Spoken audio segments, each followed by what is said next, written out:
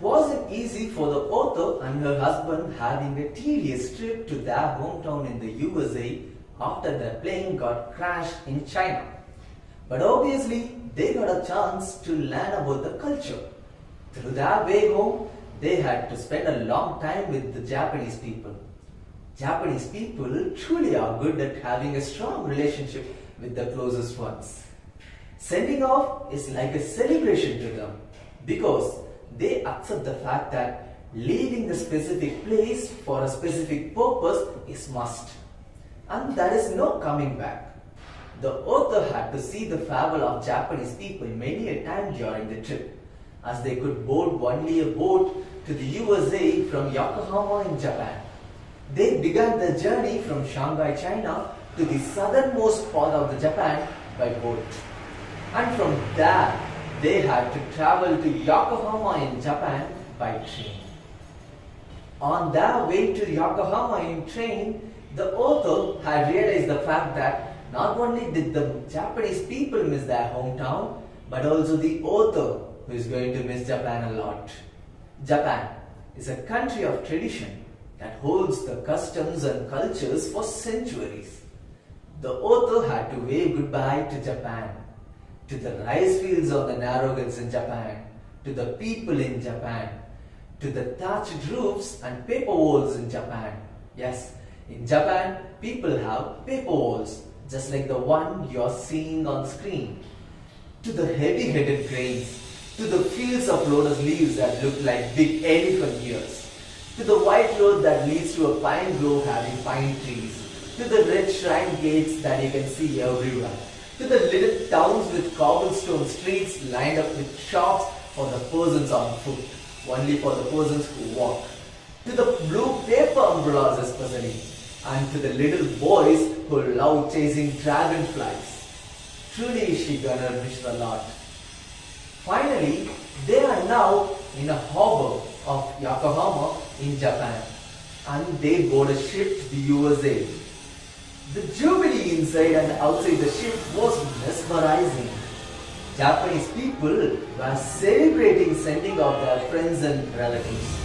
An interesting thing here is there were a rain of bright fireworks to send off their closest ones. The people on the ship shot decorative streamers that you see on the screen to the people on the shore.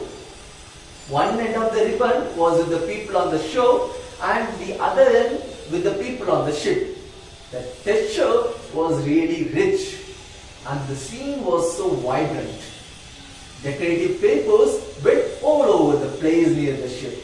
The people on and off the shore shared their last few words, and with a loud noise the ship moved. The ribbons got stretched and snapped, and the broken ends landed on the water. Nothing could bridge the gap between the people on and off the shore but the one word, Sayonara. There are a lot of words to say sent off to the closest ones, but this particular word, Sayonara, is somewhat different from others. Let us check it out. French people say au revoir and Germans say auf Wiedersehen. They both mean goodbye till we meet again. It represents we will surely meet again, so do not worry. It just postpones the pain of separation. The next word is farewell. It is called as father's goodbye. That literally means go out in the world and do well, my son. It gives encouragement and warning that you are entering a new world and gonna meet new people. It tells about the significance of that particular moment, but it tells nothing about the separation. It hides the real emotions and it says too little. The next one is goodbye and adios. Adios is a Spanish word. That literally a prayer. Yes, goodbye is a prayer which means God be with you.